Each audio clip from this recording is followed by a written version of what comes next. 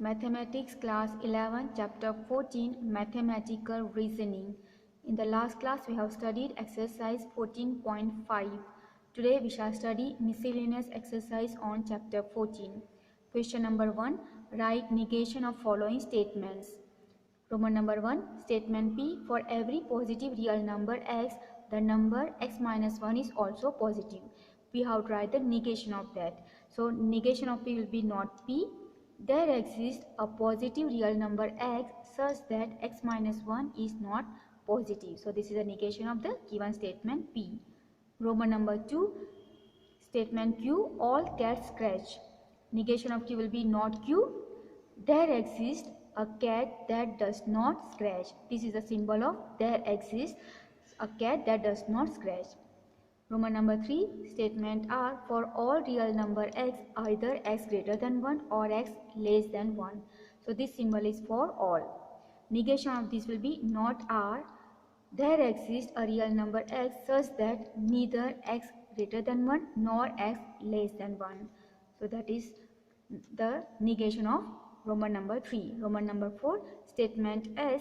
There exists a number x such that 0 less than x less than 1. Negation of S will be not S, that does not exist. Okay, this is the symbol. There exists is this. If you cut this by a line, then that it is meaning that does not exist. A number x such that 0 less than x less than 1. Question number 2. State converse and contrapositive of the following statements. Roman number 1. Statement P. A positive integer is prime only if it has no divisors other than 1 and itself. I'll divide this compound statement into two component statements. The first one is a P, a positive integer is prime, and the second one is Q, a positive integer has no divisors other than 1 and itself. When you write converse, for converse of a statement P implies Q, the converse is Q implies P. So to start with this, right? So let us write the converse.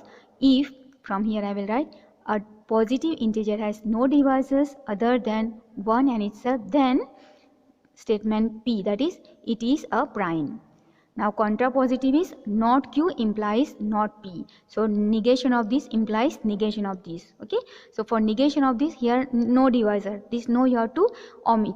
And here it will be you have to add not. Okay. So I can write this as if a positive integer has divisors other than 1 and itself, then it is not prime. Okay. So here I insert not, and from here I delete no. Okay. So this you have to just omit it. Roman number 2. Statement Q. I go to beach whenever it is a sunny day.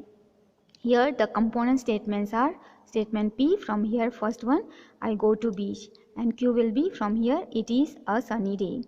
The converse will be Q implies P. So from here you have to write if it is a sunny day, then P will be I go to beach. And contrapositive will be not Q implies not P. So negation of this implies negation of this. If it's not a sunny day, then I do not go to beach. Roman number 3. Statement R. If it is hot outside, then you feel thirsty. Now here the first statement is P, that is it is hot outside. I am not writing separately. And Q will be you feel thirsty. Okay, so now converse will be Q implies P. So from here you start. If you feel thirsty, then it is hot outside. And contrapositive will be negation of this implies negation of this. That is negation of this implies negation of the first one. So contrapositively positive will be if you do not feel thirsty, then it's not hot outside. Question number 3. Write in the form if P then Q. Okay, so we have to now write implication if P then Q. Roman number 1. Statement P. It is necessary to have a password to log on to the server. So if you want to use if P then Q, then this can be written as if you log on to the server, then you have a password. Roman number 2. Statement Q. There is a traffic jam whenever it rains. This can be written as if it rains, then there is a traffic jam. Roman number 3. Statement R. You can access the website only if you pay a subscription fee.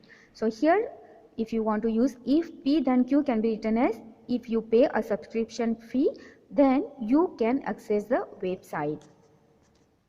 Question number 4. Write in the form P if and only if Q. Roman number 1, statement P. If you watch television, then your mind is free. And if your mind is free, then you watch television. Okay, we have to write this statement as P if and only if Q. So this can be written as you watch television if and only if your mind is free. Roman number 2, statement Q. For you to get an A grade, it is necessary and sufficient that you do all the homework regularly. So if you want to use if and only if, this statement can be written as you get an A grade if and only if you do all the homework regularly. This IFF is the short form of if and only if. Okay, so if and only if I have written here as IFF. Roman number 3, statement R. If a quadrilateral is equiangular, then it is a rectangle, and if a quadrilateral is a rectangle, then it is a equiangular. So if you want to use if and only if, this statement can be written as a quadrilateral is equiangular if and only if it is a rectangle. Question number 5. Given below are the two statements P 25 is multiple of 5, Q 25 is multiple of 8. Write compound statement connecting P and Q with and or. Check validity in both cases. Okay, so now let us write with and first. So we have to connect these two statements with and. So 25 is multiple of 5 and 25 is multiple of 8. This can be connected using and as 25 is multiple of 5 and 8. Now when you connect a statement with and, both the statements should be true. Then only the compound statement will be true. Here we know that 25 is multiple of 5, but 25 is not multiple of 8. Therefore, this statement is false. Therefore, the compound statement also will be false if you are connecting with and. Okay, so I have written here, since P is true and Q is false, therefore statement P and Q is not valid. Okay, here statement, the spelling is wrong, just correct is T is missing. So statement P and Q is not valid. So I have written here false. Let us now write with or. So we can write the statement, both the statement as 25 is multiple of 5 or 8, and this is true. Why? Because when you are connecting the statement with or, then if one of them is true, then the compound statement is true. And here we know that 25 is multiple of 5, so the first statement is true. So this compound statement is also true. Okay, so that is the solution for question number 5. Question number 6. Check validity by method given against it. Number 1, statement P, the sum of an irrational numbers and it should be irrational number. Okay, it should not as, but it should be number, and a rational number is irrational by contradiction. We'll correct it, otherwise you'll get confused. Okay, so it is number. Assume that P is not true. Therefore, sum of an irrational number and a rational number is not irrational. This implies there exists an irrational number A and a rational number B such that A plus B is not irrational. Okay, so we are assuming that the statement P is not true, and we will show by contradiction that P is true.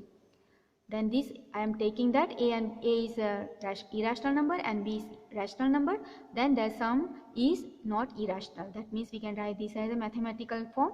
A plus B is equal to C is a rational number. Transfer this B over here, so what you get is A equal to C minus B. This implies A is rational, but A is irrational, right?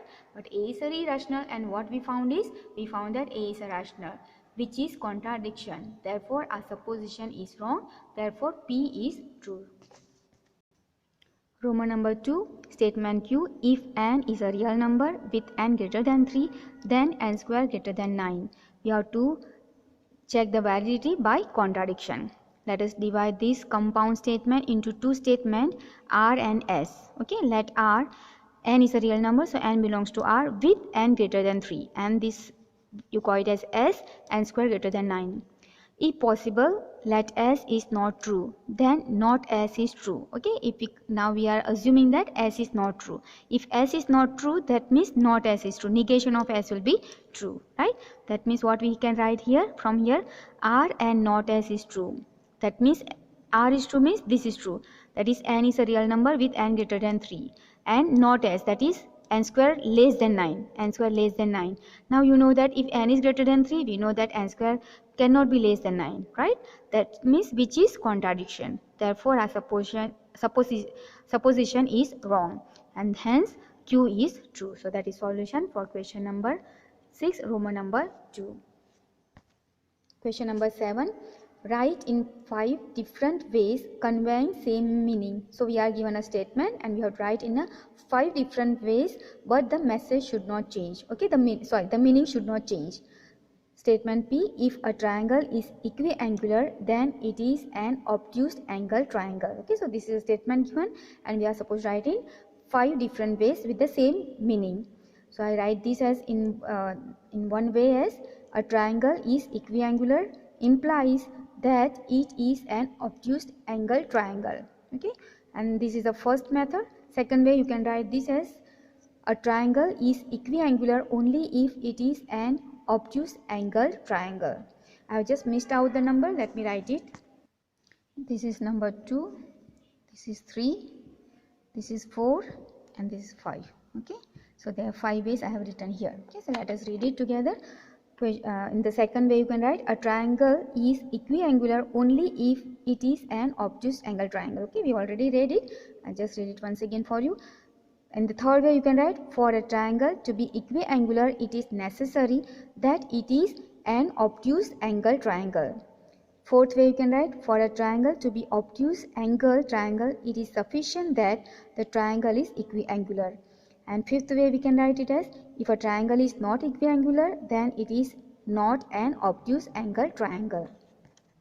Here we end the exercise and also end the chapter 14 of Maths class 11. Okay, we will keep this much. Thank you very much.